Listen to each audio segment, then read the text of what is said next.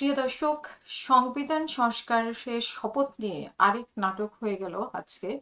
আহ, জামাতের আমির আব্দুল্লাহ তাহের উনি বলছিলেন যে বিএনপি সংবিধান সংস্কার পরিষদে শপথ না নিলে ওনারা কোনো শপথই নেবেন না, এমনটাই বলেছেন। তিনি বলছেন যে বিএনপি নবনির্বাচিত সংসদ সদস্যরা সংবিধান সংস্কার পরিষদের শপথ হিসেবে সদস্য হিসেবে শপথ না নিলে জামাতে ইসলামের সদস্যরা কোনো শপথই নেবেন না, জানিয়েছেন দলটির নায়েবে আমির মোহাম্মদ আব্দুল্লাহ তাহের। কিন্তু সকালে না বললেও দুপুরে ঠিকই ওনারা শপথ নিয়েছেন এবং ওনাদের শপথ না নেওয়া নিয়ে যে কথা সাংবাদিকরা আবার বিএনপিকে জিজ্ঞেস করেছে আমির খসরু মাহমুদকে, তো উনি যে উত্তর দিয়েছেন আপনাদের সংবিধান সংস্কার যে পরিষদের শপথ নেওয়ার কথা ছিল এটা তো সাংবিধানিক ভাবে করতে হবে। এই মুহূর্তে সংবিধানে তো এটা নাই। সংবিধান পরিবর্তনের আগে এটাতে এই মুহূর্তে করার সুযোগ নাই।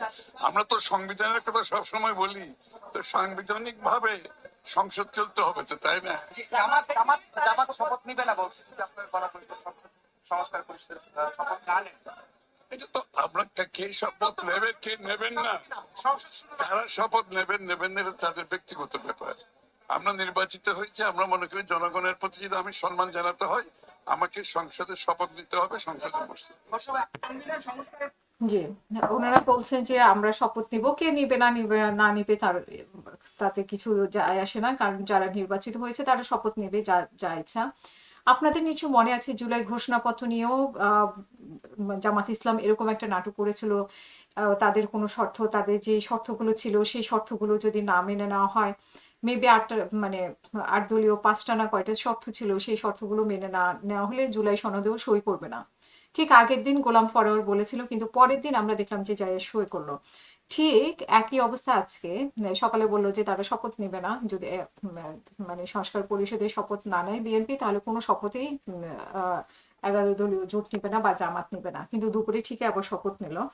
তো সার্জিস আলম বলছে যে জুলাইয়ের সঙ্গে গাদ্দারি করেছে বিএনপি, সরকার যাত্রা শুরু করলো। এবং আমরা দেখেছি যে সকালে না বলেই দুপুরে শপথ নিলেন জামাতের সংসদ সদস্যরা, এবং দুটো শপথই নিয়েছেন। এবং সংবিধান সংস্কার পরিষদের শপথ নেননি রুমিন ফারহানও শপথ নেননি।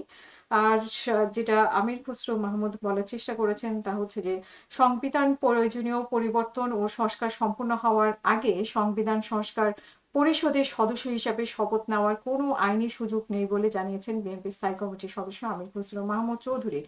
এবং আমির খসরু মাহমুদ চৌধুরী স্পষ্টভাবে বলেছেন, রাষ্ট্র পরিচালনা এবং সংসদীয় কার্যক্রম অবশ্যই বর্তমান সংবিধান অনুযায়ী পরিচালিত হতে হবে। সংবিধানের বর্তমান কাঠামোতে সংস্কার পরিষদের শপথের কোনো বিধান না থাকায় এই মুহূর্তে কোনো পদক্ষেপ নেওয়া সম্ভব নয়। এর আগে সকাল 10টায় সংসদ ভবনের শপথ কক্ষে সংখ্যাগরিষ্ঠ দল হিসেবে বিএনপি নবনির্বাচিত সংসদ সদস্য হিসেবে উপস্থিত হলে নাটকীয় পরিস্থিতির সৃষ্টি হয়। সংসদ সদস্য হিসেবে শপথের পাশাপাশি জুলাই সনদ ও গণভোটের রায় অনুযায়ী সংস্কার পরিষদের সদস্য হিসেবে দ্বৈত শপথের প্রস্তুতি থাকলেও বিএনপি তাতে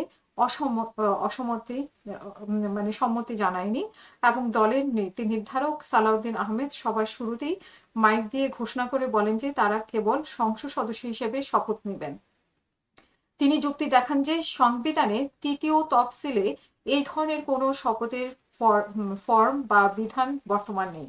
গণভোটের রায় অনুযায়ী পরিষদ গঠিত হলে তা আগে সংবিধানের অন্তর্ভুক্ত হতে হবে এবং কে শপথ পড়াবেন সেই বিধান তৈরি হওয়ার পরে কেবল পরিষদের সদস্যরা শপথ নিতে পারবেন। বিএনপির এই শপথ না নিলে জামাত ইসলাম ও এনসিপির 11 দলীয় জোটের সংসদ সদস্য হিসেবেও শপথ নেবেন না বলে যে ঘোষণা দিয়েছে, সে প্রসঙ্গে উনি বলেন যে বিষয়টি সংশ্লিষ্ট ব্যক্তিদের বিষয়, তারা কে শপথ নেবেন কে শপথ নেবেন না তাদের একান্ত ব্যক্তিগত ব্যাপার।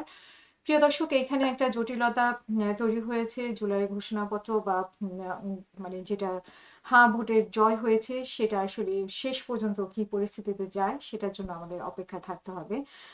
সবাই ভালো থাকবেন, আবারও কথা হবে। আসসালামু আলাইকুম।